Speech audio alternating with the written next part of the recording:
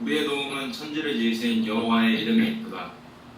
오늘 아침 예배로의 부름은 시편 40장 16절 말씀입니다. 주를 찾는 자는 다 주 안에서 즐거워하고 기뻐하게 하시며 주의 구원을 사랑하는 자는 항상 말하기를 여호와는 위대하시다 하게 하소서. 기도하도록 하겠습니다. 영원 전부터 장차 일어날 모든 일을 자신의 뜻에 지극히 지혜롭고 거룩하신 은원에 의해서 자유롭게 불변의 것으로 정하신 우리 주 예수 그리스도의 아버지이신 하나님, 하나님의 영원한 작정과 예정은 피조물과의 관계에서 하나님께서 기뻐하시는 의지에 근거하는 활동이며, 하나님의 의지는 본질적으로 하나이며 그 자체로 단순하고 독립적이어서 영원하고 무한하여서 하나님 자신 외에 그 어떠한 것으로도 영향을 받지 않으시며 오로지 하나님의 뜻대로 모든 것을 남김없이 이루시나이다. 뿐만 아니라 삼위일체 하나님의 교통 가운데서 이루어진 결정은 가장 지혜롭고 거룩하신 결정이오며 영원하고 변개할 수 없는 결정이오며 하나님의 성품에 따라 모든 일에 대해 선한 목적을 가지고 실행하시오니 감사와 찬양을 올리옵나이다. 옛적의 시인이 여호와의 계획은 영원히 서고 그의 생각은 대대로 이르리로다 라고 노래하였으며, 바울 사도는 모든 일에 그의 뜻의 결정대로 일하시는 이의 계획에 따라 우리가 예정을 입어 그 안에서 기업이 되었노라고 찬양하는나이다. 하나님의 약속을 기업으로 받는 자들에게 그 뜻이 변하지 아니함을 하나님께서 스스로 맹세로 보증하셨사오니 하나님을 피난처로 삼고 그 안에서 안위를 누리는 주의 자녀들이 이제 하나님께 경배하고자 이 자리에 나왔나이다. 옛적의 시인이 대대로 주께서 행하시는 일을 크게 찬양하며 주의 능한 일을 선포하리로다라고 노래하신 것처럼 이제 우리들은 하나님께서 행하신 기이한 일들을 인하여 감사와 찬양을 올리나이다. 우리의 예배를 복되게 하옵시며 은혜 받을 자들에게 은혜를 베풀어 주시옵소서. 우리 주 예수 그리스도의 이름으로 기도드리옵나이다. 아멘.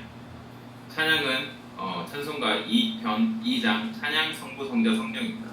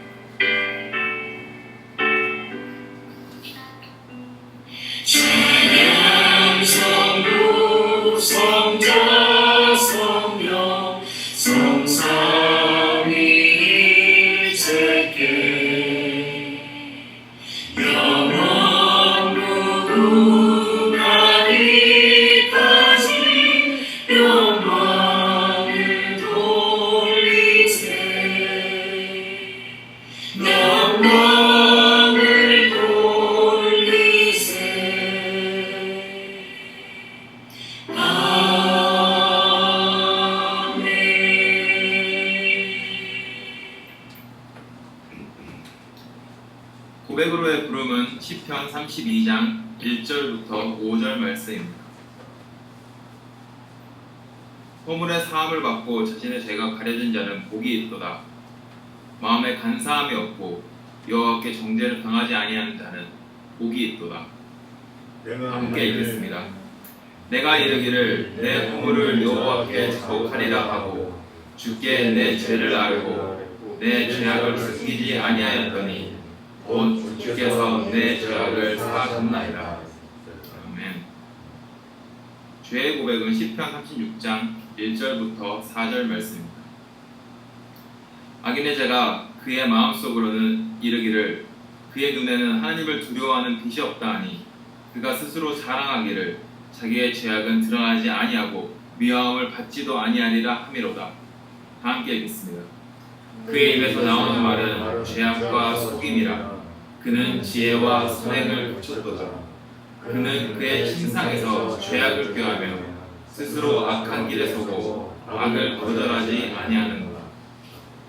다 함께 묵상 기도하심으로 하나님 앞에 죄를 고백하는 시간을 갖도록 하겠습니다. 기도하시겠습니다.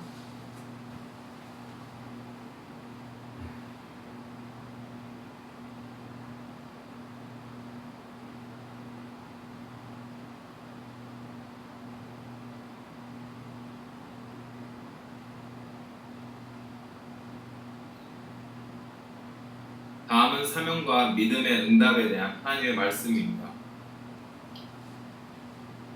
그는 실로 우리의 질고를 지고 우리의 슬픔을 당하였거늘 우리는 생각하기를 그는 징벌을 받아 하나님께 맞으며 고난을 당한다 하였노라.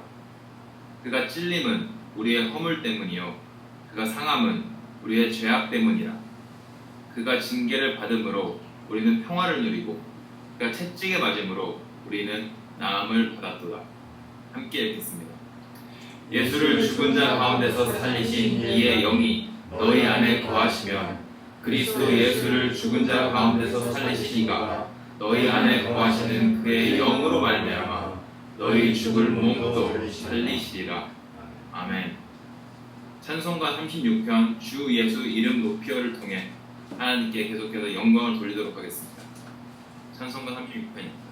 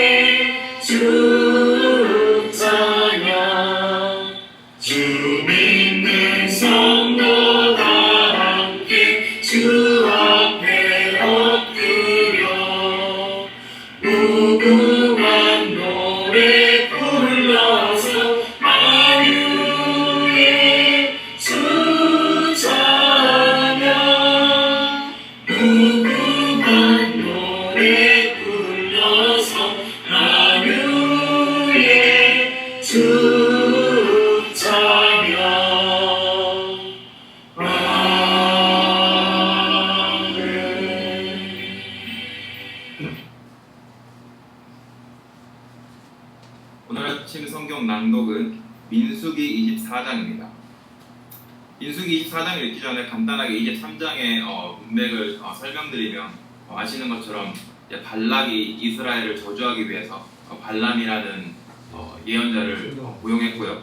그래서 발람을 통해서 이스라엘을 저주하고자 하였으나 여호와 하나님께서 되려 발람을 이용해 이스라엘을 축복하는 것을 우리가 23장에서 읽었습니다.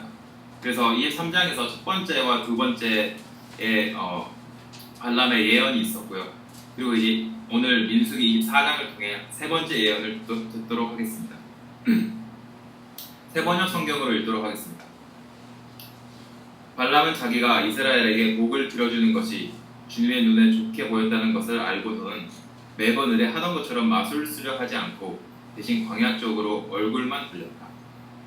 발람은 눈을 들어 지파별로 진을 친 이스라엘을 바라보았다. 그때 그에게 하나님의 영이 내렸다. 그는 예언을 선포하였다. 부어로의 아들 발람의 말이다. 눈을 뜬 사람의 말이다. 하나님의 말씀을 듣는 사람의 말이다. 환상으로 전능자를 뵙고 넘어졌으나 오히려 두 눈을 밝히 뜬 사람의 말이다. 야곱아, 너의 장막이 어찌 그리도 좋으냐. 이스라엘아, 너의 사는 곳이 어찌 그리도 좋으냐. 계곡처럼 뻗었구나. 강가의 동산 같구나. 주님께서 심으신 침향목 같구나. 냇가의 백향목 같구나. 물퉁에서는 물이 넘치고 뿌린 씨는 물을 흠뻑 먹을 것이다. 그들의 임금은 악악을 누리고 그들의 나라는 널리 위세를 떨칠 것이다. 하나님이 그들을 이집트에서 이끌어냈다. 그에게는 들소와 같은 힘이 있다. 그는 나라들 곧 대적들을 집어삼키고 대적들의 뼈를 짓부수며 활을 쏘아 대적들을 꿰뚫어 놓을 것이다. 엎드리고 웅크린 모양이 숫사자 같기도 하고 암사자 같기도 하니 누가 감히 일으킬 수 있으랴. 너에게 복을 비는 이마다 복을 받을 것이요 너를 저주하는 자마다 저주를 받을 것이다. 발락은 발람에게 크게 분노하여 주먹을 불끈 쥐고 떨면서 말했다. 내가 당신을 부른 것은 내 대적을 저주하여 달라고 부른 것이었어. 그러나 보시오, 당신은 오히려 이렇게 3번씩이나 그들에게 복을 들어주었어. 이제 곧 당신이 떠나왔던 그곳으로 빨리 가버리시오. 나는 당신에게 후하게 보답하고 말아야 했어. 그러나 보시오, 주님께서 당신이 후하게 보답받는 것을 막으셨어. 발람은 발락에게 말하였다. 나에게 보내신 사신들에게도 내가 이미 말하지 않았습니까? 발락 임금님께서 비록 그의 궁궐에 가득한 금과 은을 나에게 보내준다고 해도 좋은 일이든 나쁜 일이든 간에 주님의 명을 어기고 나의 마음대로 할 수 있는 일은 아무것도 없습니다. 나는 다만 주님께서 말씀하신 것만 말해야 합니다. 이제 나는 나의 백성에게로 갑니다. 그러나 들어보십시오. 앞으로 이 백성이 임금님의 백성에게 어떻게 할 것인지 내가 감히 말씀드리고자 합니다. 발람이 예언을 선포하였다. 보올의 아들 발람의 말이다. 눈을 뜬 사람의 말이다. 하나님의 말씀을 듣는 사람의 말이다. 가장 높으신 분께서 주신 지식을 가진 사람의 말이다. 환상으로 전능자를 뵙고 넘어졌으나 오히려 두 눈을 밝히 뜬 사람의 말이다. 나는 한 모습을 본다. 그러나 당장 나타날 모습은 아니다. 나는 그 모습을 환히 본다. 그러나 가까이에 있는 모습은 아니다. 한 별이 야곱에서 나올 것이다. 한 통치 지팡이가 이스라엘에서 일어날 것이다. 그가 모압의 이마를 칠 것이다. 셋 자손의 영토를 칠 것이다. 그는 에돔을 차지할 것이다. 대적 세일도 그의 차지가 될 것이다. 이렇게 이스라엘이 힘을 떨칠 것이다. 야곱에게서 통치자가 나와서 그 성읍에 살아남은 자들을 죽일 것이다. 또 그는 아말렉을 바라보면서 예언을 선포하였다. 아말렉은 민족들 가운데서 으뜸이었으나 마침내 그는 망할 것이다. 또 그는 겐 족속을 보면서 예언을 선포하였다. 네가 사는 곳은 든든하다. 너희 보금자리는 바위 위에 있다.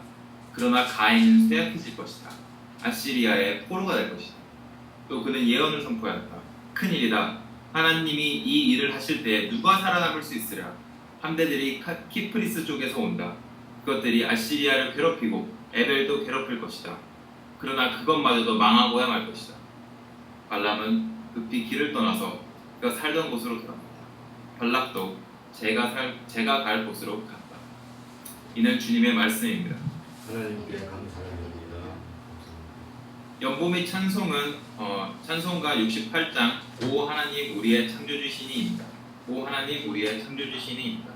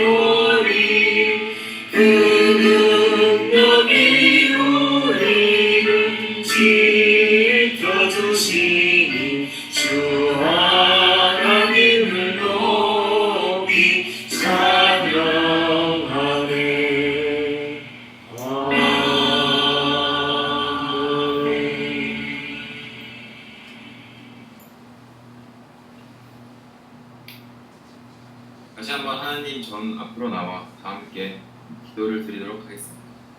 기도하시겠습니다.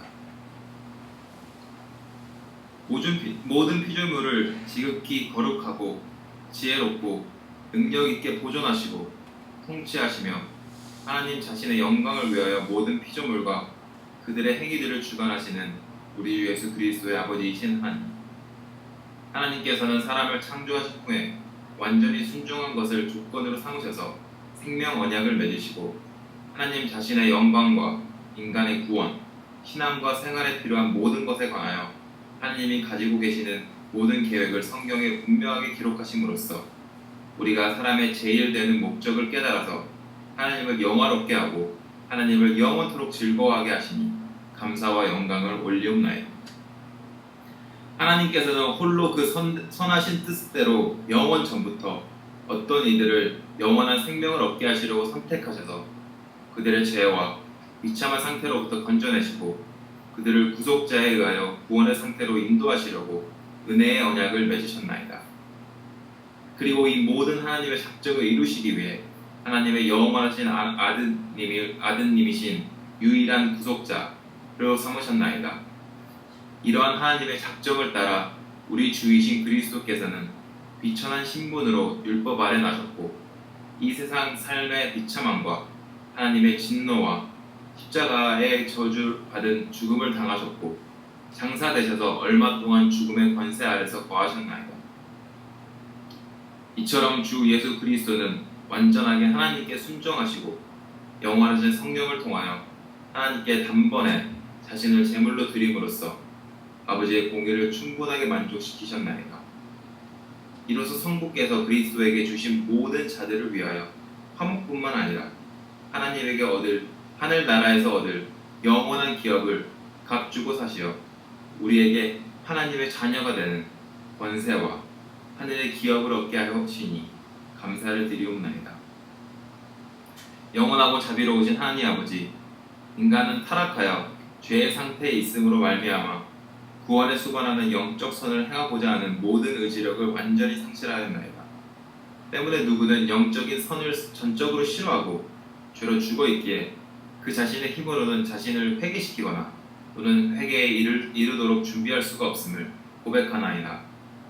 하나님을 알되 하나님을 영화롭게도 아니하고 감사하지도 않고 오히려 그 생각이 허망하여지며 미련한 마음이 어두워짐으로 스스로 지혜 있다 하니 어리석게 되었으며 마음의 정욕대로 더러움에 빠지는 죄악으로부터 결코 벗어나지 못하는 무지몽매한 죄악들로부터 우리를 구원하여 주시옵소서. 전능하시고 자비로우신 우리의 아버지이신 하나님, 이 세상을 창조하시기 전에 이미 하나님께서 보시기에 좋은 모양으로 창조하시기로 작정하시고 하늘과 땅과 바다의 온갖 생물들을 만드시고 태양과 달과 별들의 운행을 통해 계절과 날과 해를 정하셨으며 질서를 따라 모든 생명체들이 생육하고 번성하게 하셨나이다. 이처럼 아름다운 세상을 지으시어 모든 사람으로 하여금 하나님의 솜씨에 감탄하고 하나님께서 기뻐하시고 즐거워하시는 것처럼 우리도 또한 온 세상의 아름다움을 기뻐하고 즐거워하게 하셨나이다. 일찍이 이사야 선지자가 대저 하나님께서 이같이 말씀하시되 하늘을 창조하시니 그는 하나님이시니 그가 땅을 지으시고 그것을 만드셨으며 그것을 견고하게 하시되 혼돈하게 창조하지 아니하시고 사람이 거주하게 그것을 지으셨으니 나는 여호와라 나 외에 다른 이가 없으니라 고 선포한 것처럼 참으로 하나님께서는 우리가 이 세상에서 온전하게 살 수 있도록 모든 은혜를 베풀어 주셨나이다. 오로지 사람이라면 창조주를 기억하고 경배하는 것을 인생의 본분으로 삼아야 할 터이지만 탐욕으로 가득 찬 사람들은 하나님을 알려고 하지도 아니하고 여전히 자기 스스로 인생을 경영할 것처럼 교만에 빠져 있음을 불쌍히 여기시옵소서. 이제라도 저들이 이 아름다운 세상을 바라보며 즐거워하듯이 이 세상을 지으신 하나님을 알고 하나님을 기뻐하고 즐거워할 수 있도록 은혜를 베풀어 주시옵소서. 오늘도 주께서 사랑하시는 자녀들이 하늘의 부름을 받아들여 창조주이시며 생명의 주인이신 삼위일체 하나님께 나와 경배를 드리나이다.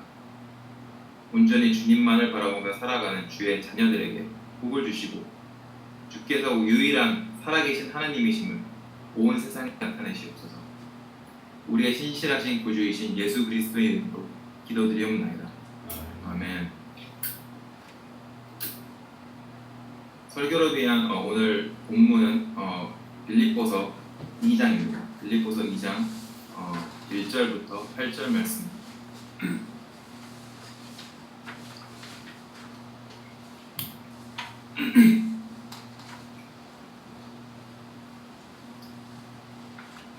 세번역 성경으로 읽도록 하겠습니다. 그러므로 그리스도 안에서 여러분에게 무슨 격려나 사랑의 무슨 위로나 성경의 무슨 교제나 무슨 동정심과 자비가 있거든 여러분은 같은 생각을 품고 같은 사랑을 가지고 뜻을 합하여 한 마음이 되어서 내 기쁨이 넘치게 해주십시오. 무슨 일을 하든지 경쟁심이나 허영으로 하지 말고 겸손한 마음으로 하고 자기보다 서로 남을 낮게 여기십시오. 또한 여러분은 자기 일만 돌보지 말고 서로 다른 사람의 일도 돌보아 주십시오. 여러분 안에 이 마음을 품으십시오. 그것은 곧 그리스도 예수의 마음이기도 합니다. 그는 하나님의 모습을 지니셨으나 하나님과 동등함을 당연하게 생각지 아니하시고 오히려 자기를 비워서 종의 모습을 취하시고 사람과 같이 되셨습니다. 그는 사람의 모습으로 나타나셔서 자기를 낮추시고 죽기까지 순종하셨습니다. 곧 십자가에서 죽기까지 하셨습니다.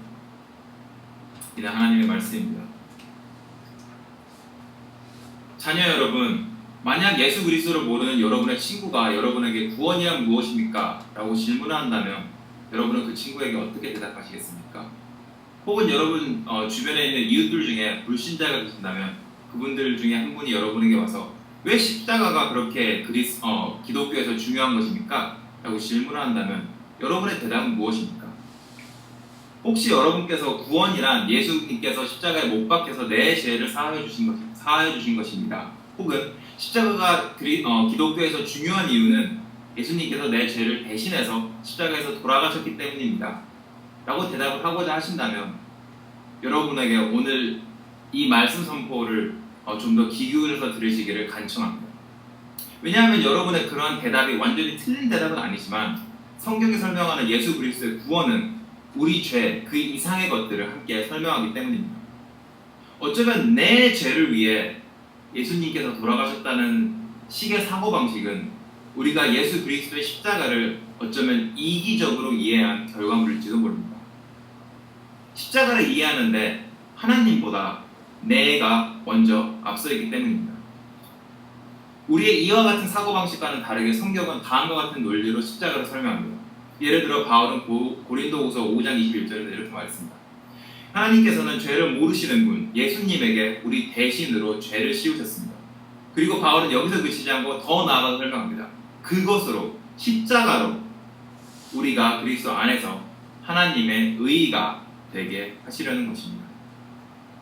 또 다른 서신서인 로마서 3장 25절에서 바울은 하나님께서 십자가를 통해 예수 그리스도를 우리에게 내어주신 이유가 우리 죄에 대한 용서뿐만 아니라 하나님의 의의를 십자가를 통해 드러내고자 하신 것이라고 설명하였습니다. 십자가에서 보여주신 예수 그리스도의 구원 사역을 통해 우리가 하나님의 의가 되었다는 것을 부정적으로 서술한다면 우리의 범죄가 용서받았다는 것이고, 긍정적으로 서술한다면 우리가 하나님이 요구하시는 그 도덕적인 기준, 하나님의 법, 율법의 그 기준을 만족한 상태가 되었다는 것을 뜻합니다. 다시 말하면 십자가에서 우리의 구원을 예수님께서 우리 대신 성취하심으로써 예수 그리스도 안에서 우리는 하나님의 눈에 보기에 죄인도 아니고 단순히 죄 사함을 받는 죄인도 아니고 하나님의 율법을 믿음으로 만족한 의인이라는 것입니다. 이처럼 성경은 십자가를 설명할 때 모든 죄로부터 우리가 용서를 받았다는 나 중심적인 사고방식에 머물러 있지 않습니다. 그래서 성경은 한 걸음 더 나아가 하나님의 의라는 하나님 중심적인 방식으로 십자가를 설명합니다. 오늘 우리는 사도신경의 5번째 내용인 본디오 빌라도에게 고난을 받으사 십자가에 못 박혀 죽으시고를 살펴보고 있습니다. 사도신경은 예수 그리스도의 삶을 고난과 십자가라는 이 두 단어로 추격했습니다만 우리는 신학적으로 예수 그리스도의 삶을 또한 순종이라는 단어로도 이해할 수가 있습니다. 사도신경이 서술하는 것처럼 그리스도의 삶을 수동적 순종이라는 측면에서 우리의 죄값으로 본디오 빌라도에게 고난을 받으시고 십자가에서 우리의 죄를 지고 돌아가신 그러한 방식으로 하는 예수 그리스도의 삶을 이해할 수도 있지만 동시에 우리는 능동적 순종이라는 측면에서 예수 그리스도께서 고난과 십자가라는 하나님 아버지의 뜻을 완벽하게 이루는 것으로 그분의 삶을 이해할 수도 있습니다. 따라서 오늘 우리는 사도신경의 5번째 내용을 통해서 예수 그리스도의 능동적 순종이라는 측면에서 고난과 십자가로 요약된 예수 그리스도의 삶을 살펴볼 것입니다. 나의 죄 때문에 고난을 치르시고 나의 죄 때문에 십자가에 달리신 예수 그리스도만을 이해할 것이 아니라 하나님 아버지의 뜻을 성취하고자 본디오 빌라도에게 고난을 받으시고 하나님 아버지께 순종하심으로 십자가에 못 박혀 죽으신 그 예수 그리스도를 이해하고자 하는 것입니다. 그리고 이렇게 함으로써 오늘 우리는 나를 위한 예수 그리스도가 아니라 성부 하나님의 영광을 위해 성령 하나님께 의존하심으로 죽기까지 순종하신 성자 하나님 예수 그리스도를 알아갈 것입니다. 나 중심적인 반쪽짜리 예수 그리스도가 아닌 하나님 중심적인 온전한 예수 그리스도를 알고 경배할 것입니다. 여러분은 성자 하나님께서 언제부터 성부 하나님께 순종했다고 생각하십니까? 우리는 시편 2편 7절에서 나 이제 주님께서 내리신 칙령을 너에게 선포한다. 주님, 성부 하나님께서 나 성자에게 이르시기를 너는 내 아들, 내가 오늘 너를 낳았다 라고 하는 것으로부터 이미 성부께서 영원에서부터 성자께 명하시고 성자께서 성부와 동등한 하나님으로서 아버지의 뜻을 영원으로부터 따르는 것을 우리는 알 수 있습니다. 그래서 성자 하나님께서는 성부 하나님의 구원 계획을 영원에서부터 동의하시고 따르시고 시공간을 통해 그 뜻을 몸소 실천하신 것입니다. 요한복음 1장과 히브리서 1장에서 말하는 것처럼 구약 시대의 말씀이신 성자 하나님께서 선지자들을 통해 여러 가지 방법을 통해서 여러 번 말씀하셨고 마지막 날인 신약 시대에는 직접 우리에게 하늘로부터 내려오셔서 성부 하나님의 뜻을 우리에게 전하셨습니다. 즉 그리스도의 성육신을 말하는 것입니다. 계시자이신 하나님께서 몸소 계시가 되심으로 성자 하나님께서 이 땅 위에서 우리와 같은 영육 안에서 현존하시고 성부 하나님의 뜻을 직접 보이신 것입니다. 하늘로부터 내려오신 예수 그리스도라는 그분 자체가 그리고 33년간 성부 하나님의 뜻에 따라 사신 그 온전한 삶이 바로 구원에 대한 하나님의 뜻을 계시하시는 것입니다. 그래서 이러한 예수 그리스도의 삶을 통한 하나님의 구원에 대한 뜻을 바울은 우리 본문인 빌립보서를 통해 이렇게 말한 것입니다. 그는 하나님의 모습을 지니셨으나 하나님과 동등함을 당연하게 생각지 아니하시고 오히려 자기를 비워서 종의 모습을 취하시고 사람과 같이 되셨습니다. 그는 사람의 모습으로 나타나셔서 자기를 낮추시고 죽기까지 순종하셨으니 곧 십자가에서 죽기까지 하셨습니다. 우리 본문에서 바울은 성자 하나님께서 성육신하신 이유를 무엇이라고 설명하고 있습니까? 성부 하나님의 뜻에 따라 순종하기 위함이라고 설명하고 있습니다. 성부 하나님과 성자 하나님께서 영원에서부터 동의하신 그 구원의 뜻이 구약을 지나서 성자께서 성육신하심으로 그저 단순히 사람이 아니라 비천한 종의 형태를 취하심으로 환히 밝혀지기 시작한 것입니다. 그리고 예수 그리스도의 그 순종을 통해 하나님의 구원의 빛이 이 죄로 물든 이 어두운 세상을 밝히기 시작한 것입니다. 창조주이신 성자께서는 스스로를 낮추심으로 하나님 아버지의 뜻에 따라 예수 그리스도로서 우리와 같은 사람의 형태를 지닌 채 마리아의 태중에서 태어나셨습니다. 구약 시대에 하나님의 법을 직접 선포하신 그 율법의 주인께서 아버지의 뜻에 따라 어렸을 때부터 할례를 받으시고 자라나시면서 그 법을 지켜가셨습니다. 죄가 없이 태어나시고 그 어떠한 죄도 짓지 아니하셨기 때문에 회개의 상징이었던 요한의 세례도 필요 없는 그분께서 그리고 훗날에 오순절에 성령을 직접 보내심으로 세례를 우리에게 주셔야 되는 그분께서 겸손하게 아버지의 뜻에 따라 되려 세례자 요한에게 세례를 받으셨습니다. 교회의 머리로서 섬김을 받아야 할 그분께서 요한에게 세례를 받으심으로 3년간 사역을 하기 시작하셨고 아버지의 뜻에 따라 하나님의 종으로서 십자가를 향해 걸어가셨습니다. 그리고 아버지의 뜻에 따라 자기의 핏줄인 이스라엘 백성들에게 거절당하시고 동거동락하던 사도들에게까지 버림받으시며 유대인도 아니고 이방인 제국의 불의한 판결에 따라 의인이심에도 죄인 취급당하고 비참하고 수치스럽게 십자가에서 돌아가셨습니다. 그렇습니다. 성육신 하심으로 마리아의 태중에서 잉태되신 그 순간부터 십자가에서 모든 것을 이루었다. 말씀하시며 마지막 숨을 내셨던 그 순간까지 성자 예수 그리스도께서는 성부 하나님의 뜻을 따라 온전히 순종하신 것입니다. 하나님의 아들이심에도 불구하고 스스로 종의 역할을 취하시고 바울이 말한 그대로 죽기까지 순종하신 것입니다. 사랑하는 형제자매 여러분, 성경이 그리스도가 보여주는 이 순종의 삶의 최고목에 있는 그 십자가를 하나님의 의의 현현으로서 설명하는 이유는 단순히 예수님께서 무고하게 여러분의 죄를 뒤집어 썼기 때문이 아닙니다. 성경이 예수 그리스도의 십자가를 하나님의 의로서 지칭하는 이유는 예수 그리스도의 순종이 하나님의 의를 계시하기 때문입니다.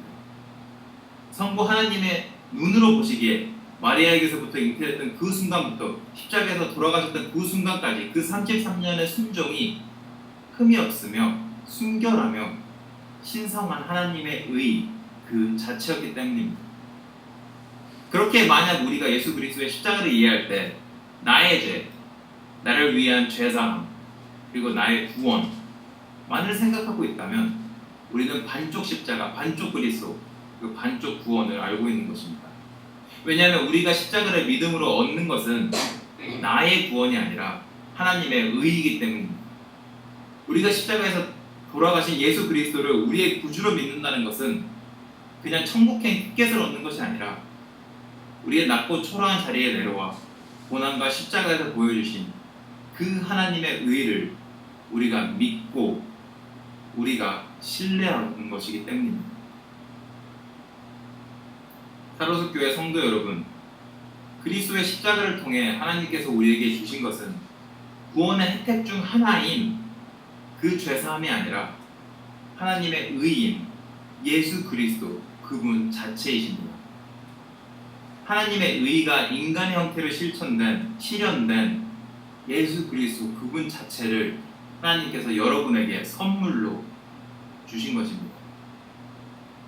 그래서 우리가 예수 그리스도를 우리의 구주라고 고백하는 것은 내가 믿음으로 예수 그리스도와 연합되는 것이며 그래서 내 안에 살고 있는 것이 내가 아니라 그리스도이므로 성부 하나님께서는 우리를 죄악 중에 있는 비참한 죄인으로 보시는 것이 아니라 예수 그리스도 안에 있는 신성한 의인으로 보고 계시는 것입니다. 그리고 우리가 예수를 구주라고 고백할 때 우리의 고백이 바로 우리가 예수 그리스도 안에 있다는 당당하지만 겸허한 고백인 것입니다.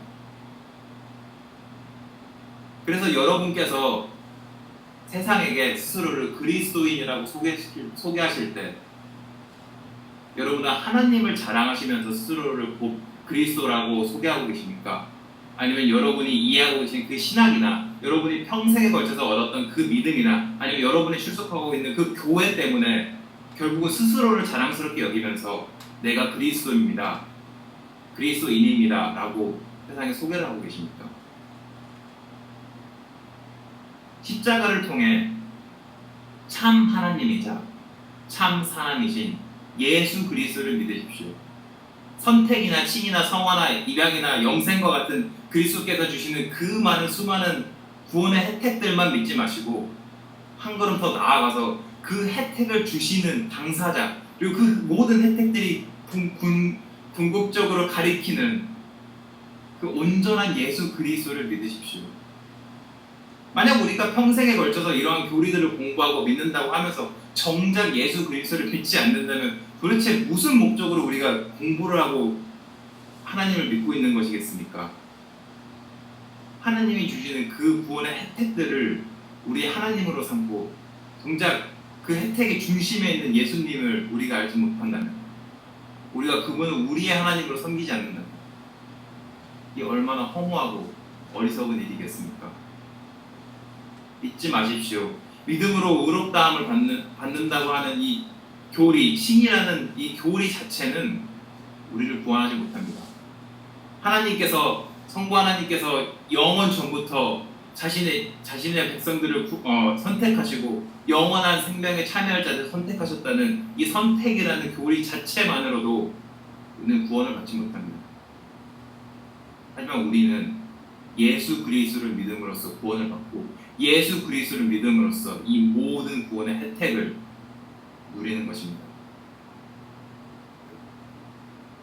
그러므로 우리의 자리에 내려와서 우리 대신 신성하고 의로운 삶을 사셨던 그 예수 그리스도를 믿으십시오. 하나님의 아버지의 뜻을 이루기 위해 기꺼이 십자가에서 순종하심으로 죽으신 그분을 믿으십시오. 그래서 구원의 가진 혜택이 아니라 살아있는 구원, 살아있는 하나님의 의, 예수 그리스도를 믿음으로 스스로를 자랑스럽게 여기는 그리스도인이 아니라 예수 그리스도만을 자랑스럽게 여기는 그리스도인들이 되십시오. 우리는 지금까지 예수 그리스도의 고난과 십자가로 요약된 예수 그리스도의 삶을 능동적 순종이라는 관점에서 살펴보았습니다. 그래서 우리가 그리스도의 능동적 순종이라는 것을 생각해 볼 때 우리는 자연스럽게 우리의 삶과 우리의 순종에 대해 생각해 보게 됩니다. 예수 그리스도를 구주로 믿고 고백하시는 여러분, 여러분의 삶에는 그리스도와 같은 그 순종이 있습니까? 여러분은 순종의 삶을 살고 계십니까? 세상 사람들이 여러분의 삶을 봤을 때 그들은 여러분에게서 예수 그리스도의 순종을 볼 수 있습니까? 우리는 마태복음 16장에서 베드로가 처음으로 예수 그리스도를 구주라고 고백했던 장면을 기억하고 있습니다. 그리고 예수님께서 앞으로 이제 순종의 삶을 어떻게 살아가야 할 건지, 그래서 고난과 십자가를 베드로에게 처음으로 알려주셨을 때 우리는 베드로가 그 예수 그리스도의 순종의 삶을 즉각적으로 거절했던 것 또한 기억합니다. 그래서 예수님의 순종을 거부한 이 베드로에게 예수님께서는 다음과 같이 말씀하셨습니다. 사탄아, 내 뒤로 물러가라. 너는 나에게 걸림돌이다. 너는 하나님의 일을 생각하지 않고 사람의 일만 생각하는구나. 누구든지 나를 따라오려거든 자기를 부인하고 제 십자가를 지고 나를 따라오는. 여러분이 분명히 들으신 것처럼 성경은 예수 그리스도를 따르는 모든 이들이 그저 입으로만 예수가 구주라고 고백하는 것이 아니라 그들의 십자가를 지고 예수를 따름으로써 예수님께서 고난과 십자가라는 그런 순종의 삶을 사신 것처럼 우리 또한 성부 하나님께 순종해야 한다고 가르치고 있습니다. 그렇다면 오늘 여러분은 베드로처럼 입으로만 예수께서 구주라고 고백하고 예수가 하셨던 그런 순종의 삶을 거부하는 위선적인 삶을 살고 계십니까? 아니면 하나님의 말씀에 따라 자기를 부인하고 하나님의 일하심을 생각함으로 예수 그리스도를 본받는 순종적인 삶을 살고 계십니까? 제가 이러한 순종적인 삶을 여러분에게 도전으로서 던져드릴 때 어쩌면 여러분 중에서는 어떻게 자기의 삶을 생각해야 되는지 잘 헷갈려 하시는 분도 계실 거라고 생각합니다. 과연 내 삶이 성경에 말하는 그런 순종적인 삶인지 아닌지 어떻게 판단해야 되는지 모르시는 분들도 계실 거라고 생각합니다. 하지만 이러한 우리의 삶과 순종을 판단하는 유일한 기준이 하나님의 말씀이라는 것을 생각해 볼 때 우리의 삶을 저울질하는 것은 그렇게 어려운 일이 아닙니다. 예수님께서 하나님 아버지의 말씀에 따라 순종하신 것처럼 여러분께서도 하나님의 말씀인 성경을 순종하신다면 여러분은 하나님께 순종하는 삶을 살고 있는 것입니다. 그러므로 자녀 여러분, 예수님께서 하나님의 말씀에 따라 순종하신 것처럼 여러분도 그리스도 안에서 하나님의 말씀에 따라서 부모님께 순종하십시오.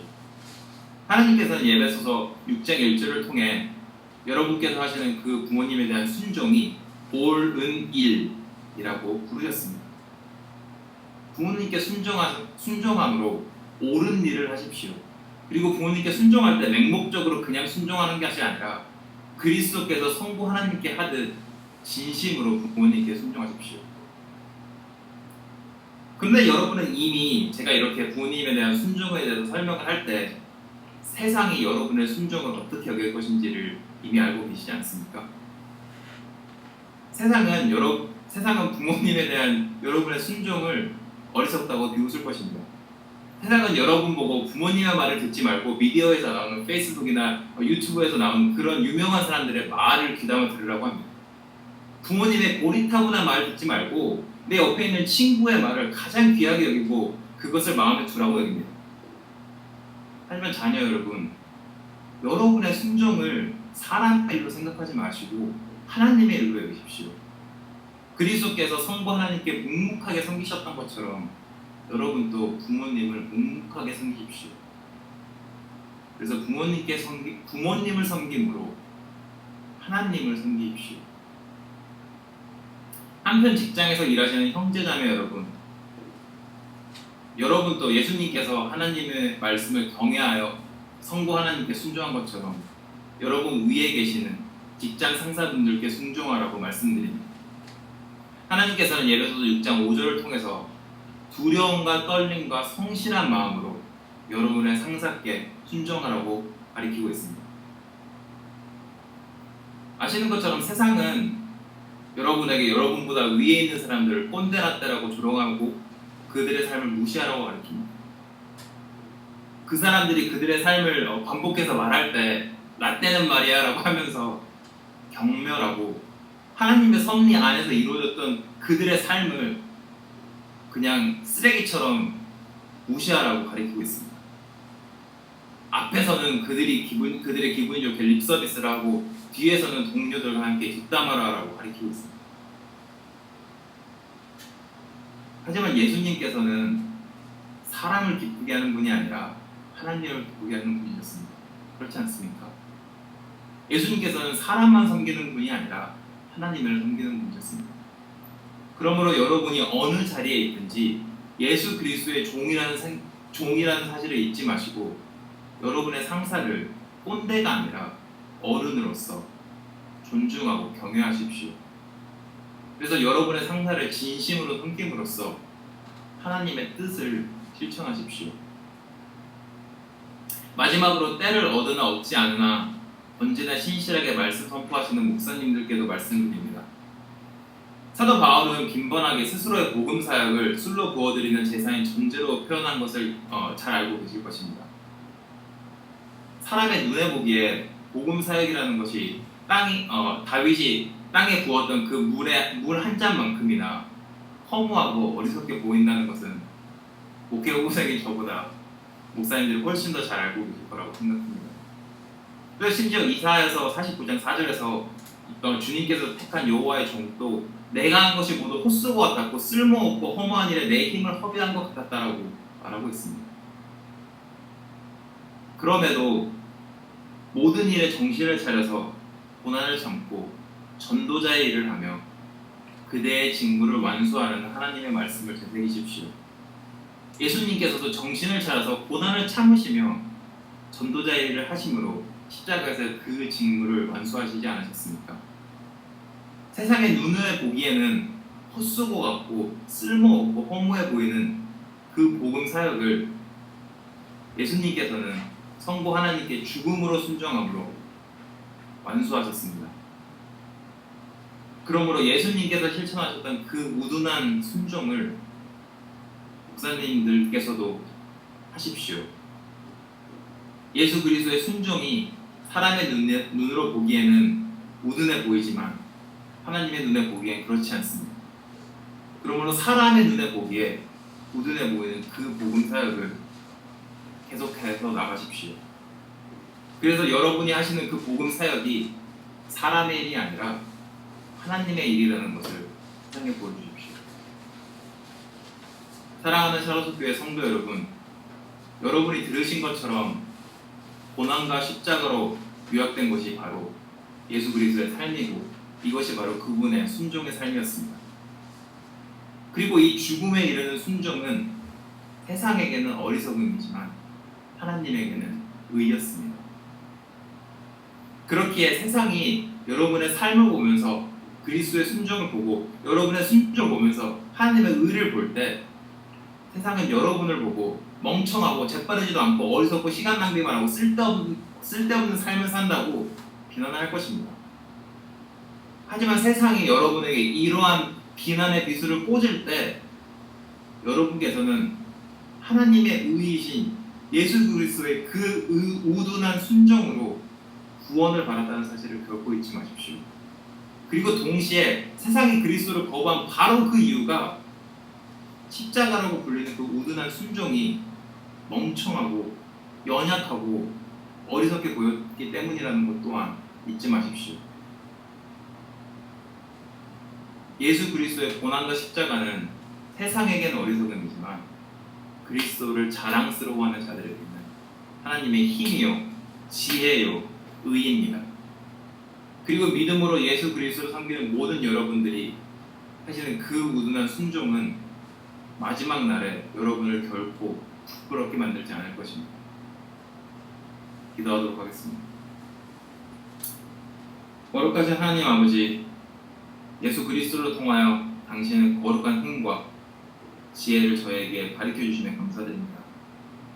예수 그리스도의 낮아지심과 죽음에 이르는 순종을 통하여 당신의 은혜와 영광을 저에게 가르쳐 주실 뿐만 아니라 예수 그리스도가 살아가신 그 삶이 바로 우리가 본받아야 되고 우리가 따라가야 되는 그러한 삶임을 저에게 가르쳐 주시면 또한 감사드립니다.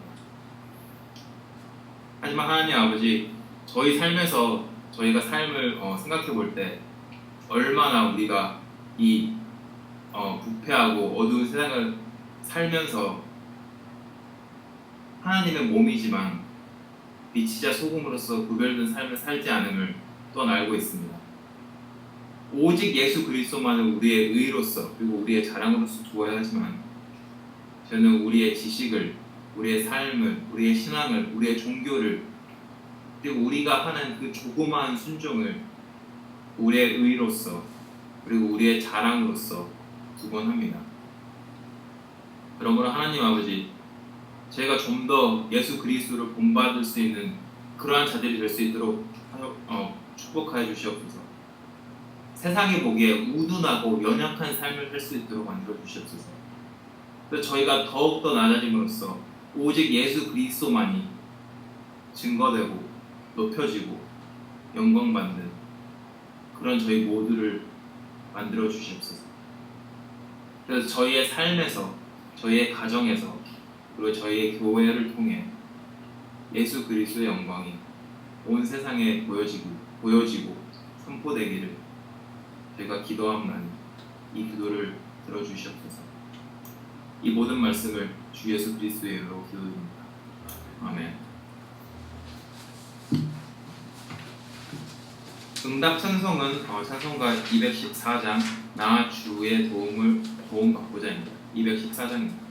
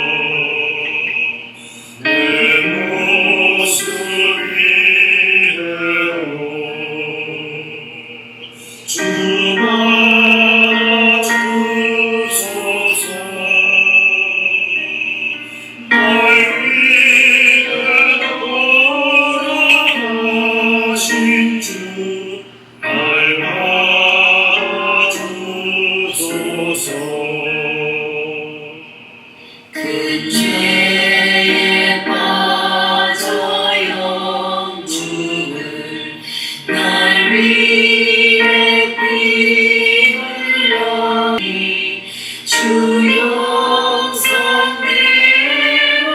믿으사 날 받아주소서.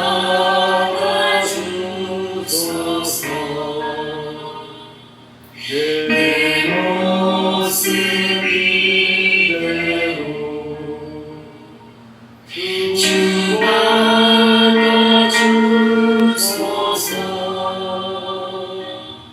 날 위해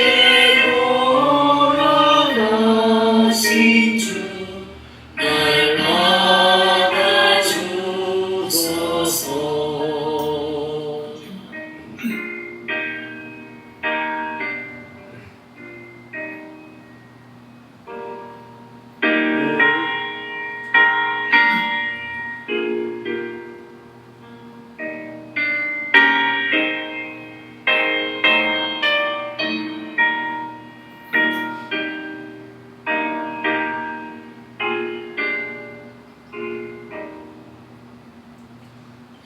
내 힘과 열심 약하여 늘 깨어지기 쉬우니 주 이름으로 구원해 날 받아주소서.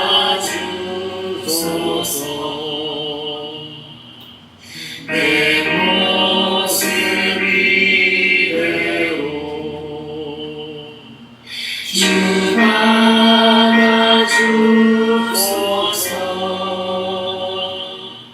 날 위해 돌아가신 주 날 받아주소서.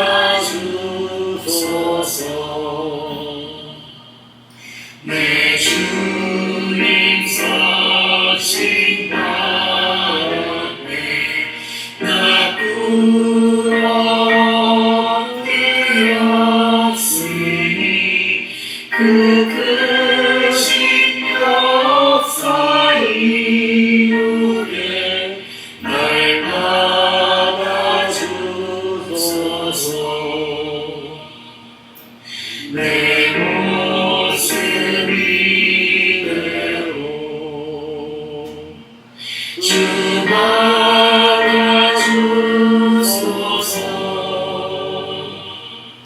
날 위해 돌아가신 주 날 받아주소서.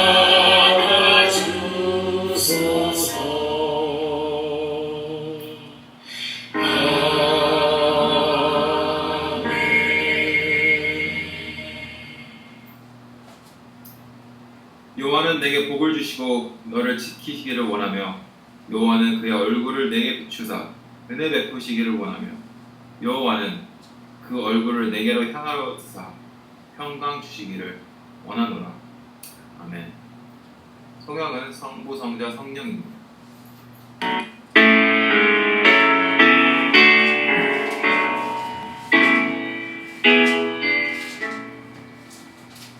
성부 성자와 성령 찬송과 영광 돌려보내세.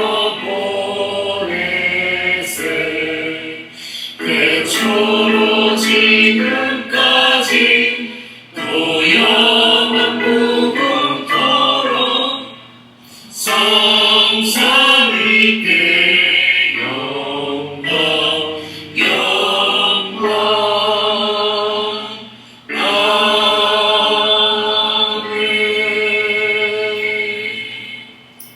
묵상 기도함으로 예배를 마치도록 하겠습니다. 기도하시겠습니다.